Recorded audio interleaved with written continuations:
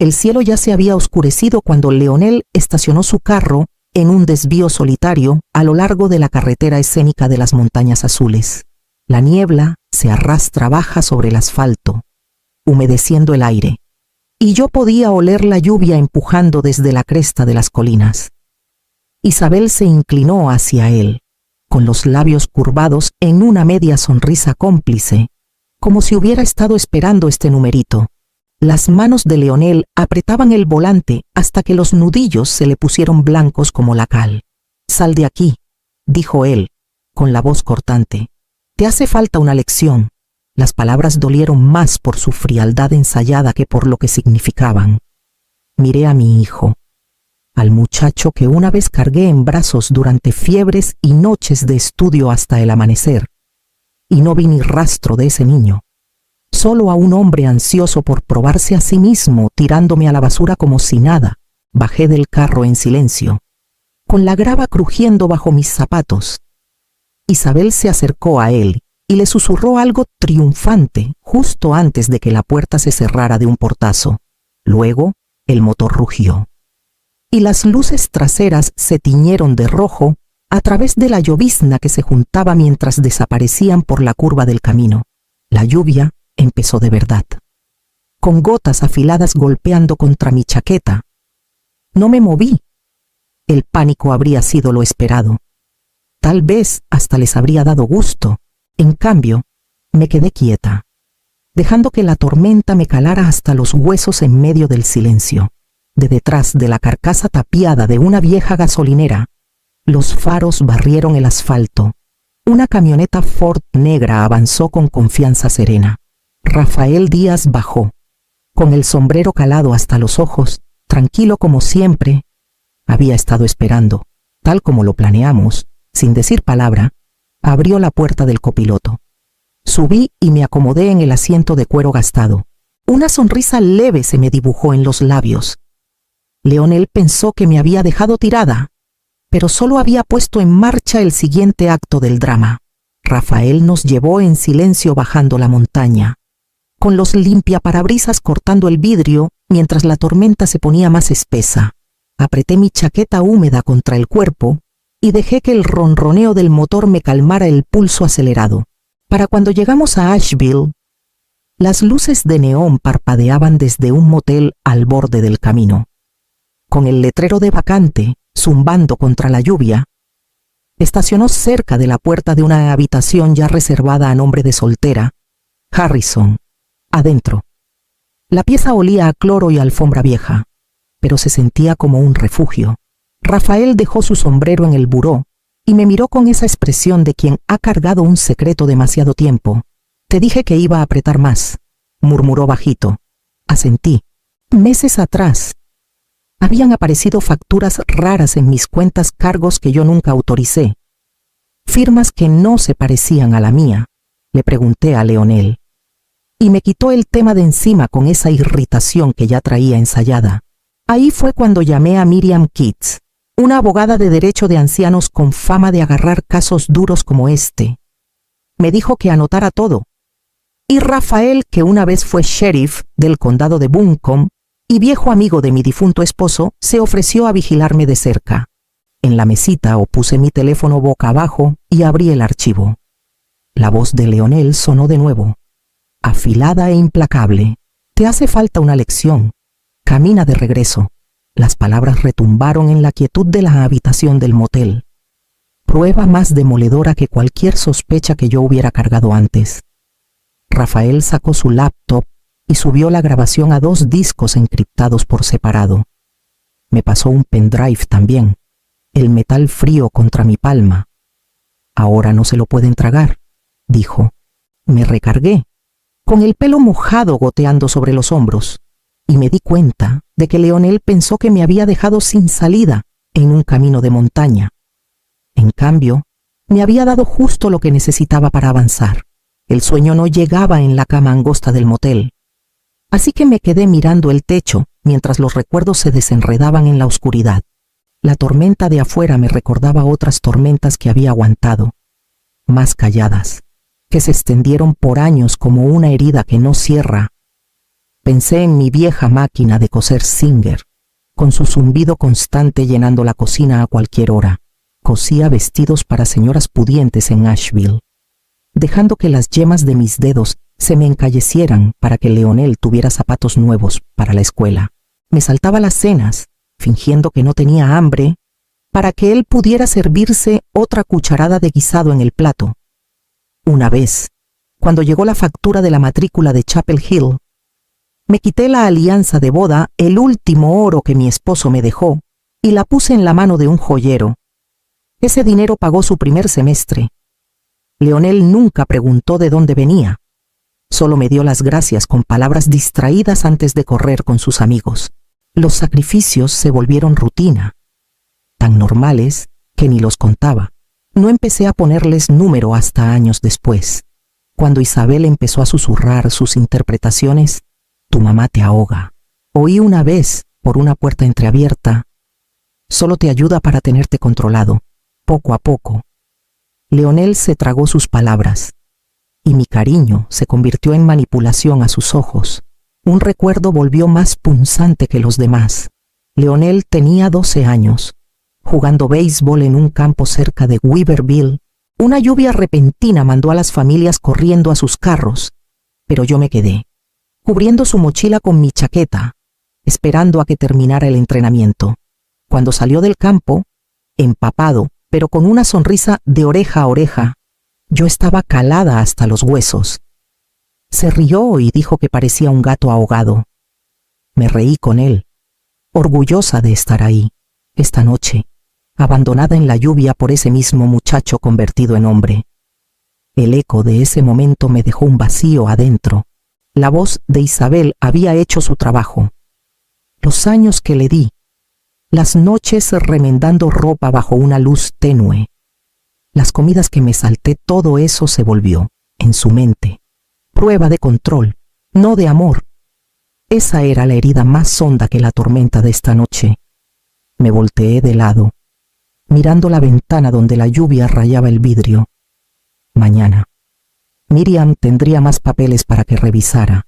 Para la mañana, la lluvia había escampado, y Miriam me esperaba en su pequeña oficina cerca de la plaza del empaquetado, con un montón de papeles que había impreso durante la noche. Su escritorio estaba atestado de carpetas y una laptop todavía tibia de tantas horas de trabajo.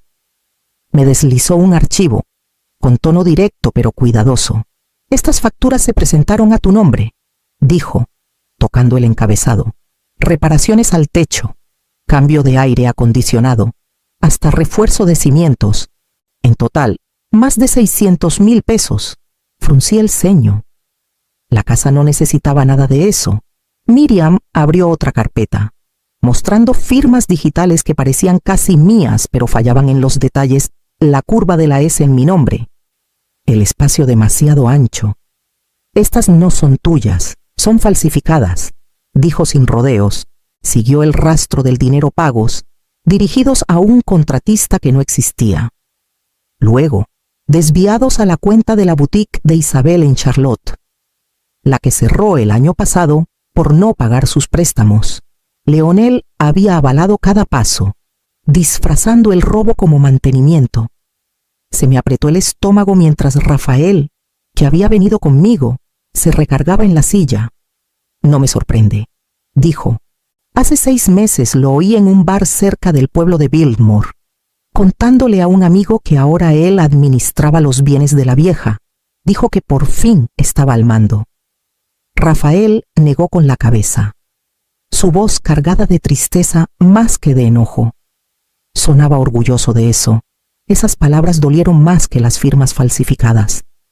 Había vivido lo suficiente para capear tormentas y hambre, pero oír a mi hijo jactarse de quitarme la dignidad me cortó más hondo que cualquier rastro en papel. Esa tarde, cuando Gabriel se coló en el lobby del motel donde Rafael esperaba conmigo, sus ojos estaban grandes y preocupados.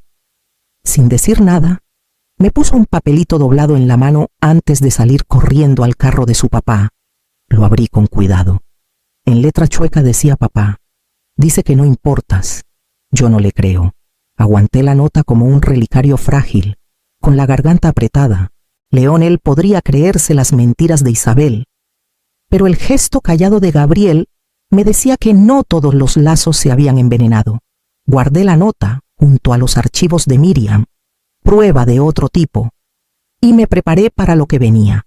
Esa noche saqué el viejo kit de costura que había cargado por décadas en el forro, cosido en un bolsillo que nadie pensaría en registrar. Reposaba un sobre doblado. Me temblaron los dedos al abrirlo. El papel amarillento en las orillas, pero intacto. Era el acuerdo original de la LLC, redactado con el cuidado meticuloso de mi esposo, dándome a mí sola los derechos de voto sobre la casita y la tierra debajo. El nombre de Leonel no aparecía por ningún lado. Por años había vivido con la inquietud de firmar papeles a su insistencia. Pero el verdadero acuerdo era la base que importaba. Rafael me llevó al centro, a la Ciudad de México, la mañana siguiente, al banco en la avenida Insurgentes. La empleada reconoció mi apellido de soltera y nos guió hasta la bóveda, donde giré una llavecita de latón. La caja de seguridad salió pesada en mis manos. Adentro estaban los documentos que mi esposo insistió en que guardara la escritura notariada, una carta lateral confirmando mi autoridad, y su nota escrita en su letra firme: cuida esto. Un día lo vas a necesitar más que nada. Rocé la tinta con la yema del dedo, oyendo su voz de nuevo. Él debió ver los peligros mucho antes de que yo los admitiera. Leonel creía que había tomado el control con firmas falsificadas y facturas inventadas, pero la verdad estaba ahí frente a mí, en blanco y negro. Rafael vigiló la puerta de la bóveda, mientras Miriam copiaba y certificaba cada página. Doblé los originales con cuidado de vuelta al sobre, y el peso de los papeles se sentía extrañamente más liviano ahora que su poder era conocido. Por primera vez en meses, sentí que el aire se expandía pleno en mi pecho. La casa era mía, la tierra era mía, Leonel solo había estado de prestado.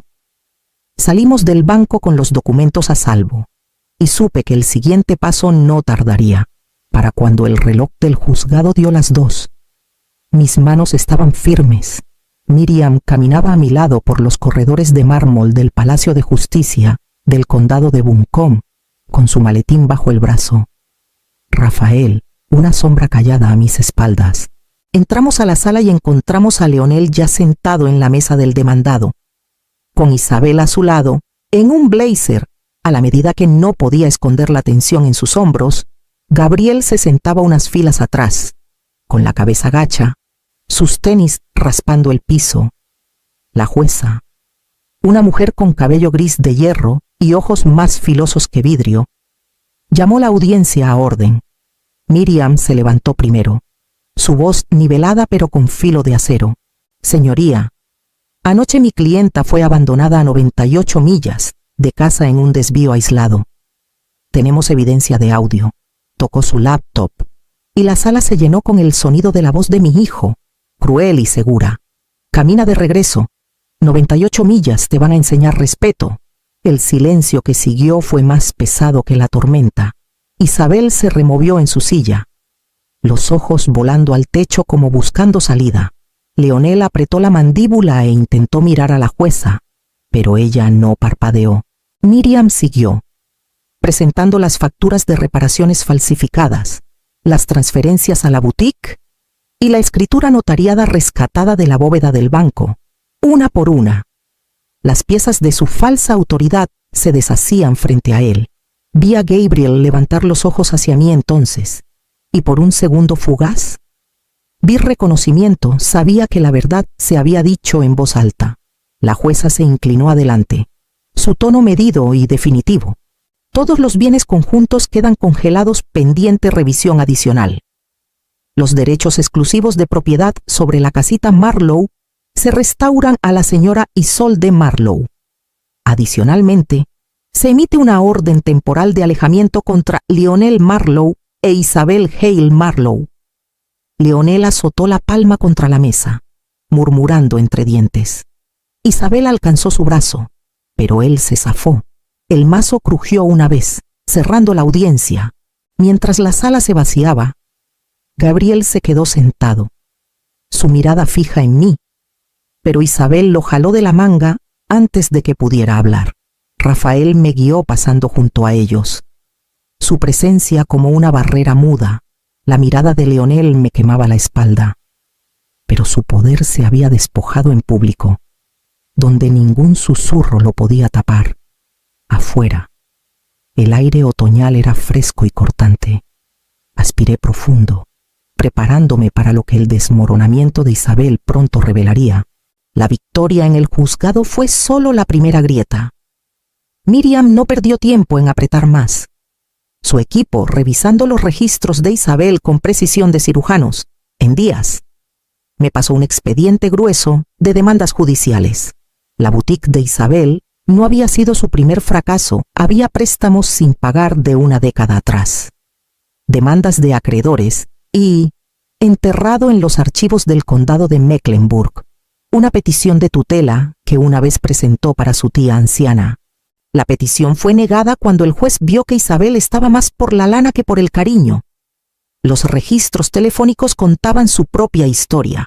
Isabel le había metido a Leonel una dieta constante de sospechas, pintándome como inestable, sugiriendo que yo no podía manejar mis asuntos. Los mensajes recuperados de la cuenta de Leonel leían como un guión. Se está yendo de las manos. Tienes que actuar antes de que sea tarde. Cuanto más escuchaba, más lo creía. Hasta que vio traición donde solo había sacrificio. Miriam pasó los hallazgos al fiscal de distrito, que respondió con velocidad inusual. Esto no es solo un pleito familiar, dijo el fiscal en nuestra reunión. Tiene todos los sellos de un esquema más grande de abuso a ancianos. Abrimos una investigación formal. Oír esas palabras me dejó vindicada y hueca al mismo tiempo. Saber que la ambición de Isabel había vuelto a mi hijo en contra mía era una herida. Enterarme de que era su patrón habitual era otra. Esa noche, Gabriel se coló de nuevo en el lobby del motel, con la mochila colgando floja de un hombro. Esperó a que Rafael saliera a contestar una llamada. Luego se inclinó hacia mí. Está asustada, susurró. La oí al teléfono. No paraba de decir, si se enteran, estamos acabados. Sus ojos volaron a la puerta antes de agregar, no quiere que papá sepa qué tan feo está. Toqué su brazo, sin empujarlo más allá de lo que él quisiera. Su confesión callada era suficiente. El andamiaje de mentiras de Isabel empezaba a tambalearse, y Leonel, aún aferrado a él, no veía venir el derrumbe. A la mañana siguiente, Rafael me llevó de vuelta a la casita, donde esperaban los candados para cambiar. La casa olía levemente a polvo cuando volví a entrar, pero era mía. Rafael trabajó con método, cambiando cada candado mientras yo ordenaba papeles en la mesa de la cocina. Uno por uno. Los servicios, el seguro y los impuestos volvían a mi nombre. El montoncito de documentos pesaba más que el oro. Eran prueba de que lo robado se había devuelto. Esa tarde, Gabriel llegó cargando bolsas de supermercado que casi lo superaban en peso. Las dejó con un suspiro de alivio, echando un vistazo alrededor, como asegurándose de que las paredes mismas fueran seguras. Se siente mejor aquí, admitió bajito. Asentí y puse una mano en su hombro. Con gratitud muda pasando entre nosotros, más tarde, mientras Rafael terminaba el último candado, entré a una cuenta que Miriam me ayudó a abrir. Con dedos temblorosos, deposité en un fideicomiso modesto para la Universidad de Gabriel. No era solo dinero, era una promesa de que algo bueno sobreviviría al daño. Estábamos desempacando las compras cuando un golpazo fuerte sacudió la puerta principal. La voz de Leonel cortó el aire, áspera e insistente. «¡Abre, mamá! Esta todavía es mi casa». Antes de que pudiera levantarme, Rafael ya estaba en la puerta, su figura bloqueando la entrada. Las demandas de Leonel subieron de tono, con la voz de Isabel murmurando atrás. Gabriel se congeló. Aferrando la bolsa de compras como escudo, avancé despacio. Puse una mano en el brazo de Rafael y cerré la puerta yo misma, sin azotarla, sin enojo, solo un movimiento suave y final. El candado chascó en su lugar con un sonido que pesaba más que cualquier palabra que yo pudiera decir. Adentro. Gabriel soltó el aliento y sentí que el aire cambiaba. La puerta estaba cerrada, pero mi determinación nunca había estado más abierta. Las consecuencias vendrían pronto. La demanda avanzó más rápido de lo que esperaba. Miriam presentó cargos por conversión y fraude, y en semanas empezaron los testimonios. Isabel se quebró primero. Frente a los rastros en papel y la petición de tutela que una vez hizo por su tía, eligió arreglar, admitiendo su parte en chupar dinero con facturas falsificadas. La tinta de su acuerdo apenas se secó cuando se mudó de vuelta a Charlotte, dejando a Leonel solo en la sala. Él respondió con rabia. 2 veces violó la orden de alejamiento, apareciendo de noche y aporreando la puerta del porche hasta que los vecinos llamaron a la policía. La segunda vez, Rafael estaba adentro conmigo, teléfono en mano. Los gritos de Leonel retumbaron contra los árboles de nuez hasta que la patrulla llegó y se lo llevó en esposas. El cargo era desacato, pero cargaba un peso más allá de la ley. Ver a mi hijo arrastrado bajo luces azules parpadeantes no fue triunfo. Fue un duelo afilado por la necesidad. Gabriel no lo mencionó directamente, pero sus acciones me decían dónde descansaba su corazón. Empezó a llegar los viernes por la noche con la mochila al hombro, quedándose hasta el domingo sin queja. Cosíamos juntos, trabajábamos en el jardincito atrás de la casita, y a veces solo nos sentábamos en la quietud, con el lazo no dicho, tejiéndose más fuerte cada semana. Me encontré inquieta con energía, ya no conforme con quedarme callada. En el centro de ancianos del centro, organicé un día de clínica comunitaria. Abogados y contadores se ofrecieron voluntarios para explicar fideicomisos, escrituras de propiedad y pasos para evitar el abuso a los mayores. La sala se llenó de mujeres y hombres con carpetas de preguntas, sus caras marcadas con la misma mezcla de preocupación y esperanza que yo una vez cargué. Cuando me paré al frente, presentando a Miriam y agradeciéndole a Rafael por su protección callada, sentí un cambio profundo adentro. Por años mi voz había sido ignorada, mis decisiones cuestionadas, mis sacrificios torcidos en cadenas. Ahora, de pie en esa sala, no era solo una sobreviviente, sino una maestra, pasando adelante lo que había aprendido a un costo alto. El día terminó con una ronda de aplausos que se quedó flotando como sol, y supe que la lección final aún venía. La lluvia tamborileaba contra el techo del porche mientras envolvía mis manos alrededor de una taza humeante de café. Adentro, la escritura enmarcada colgaba en la pared de la sala. Sus bordes nítidos, su autoridad incuestionable. Por años había cargado ese papel como una cuerda salvavidas escondida. Ahora estaba a la vista. No más secreto, sino una declaración. Gabriel se sentaba en la mesa de la cocina con sus libros abiertos de par en par, el lápiz tamborileando contra el margen mientras resolvía una ecuación. El ritmo constante de su concentración llenaba la casa con una comodidad que no sentía en años. Levantó la vista una vez, me dio una sonrisa tímida y se volvió a la página. Rafael llegó poco después, con las botas mojadas de la caminata, una llavecita de metal en la palma. No creo que la necesites más, dijo. La tomé. Luego se la devolví con un gesto. Los candados eran míos ahora, pero más que eso, la fuerza detrás de ellos era la mía. Salí de nuevo, aspirando el olor limpio de la tormenta. Había desaparecido del agarre de mi hijo, pero al hacerlo, había reaparecido en mi propia vida, entera e intacta.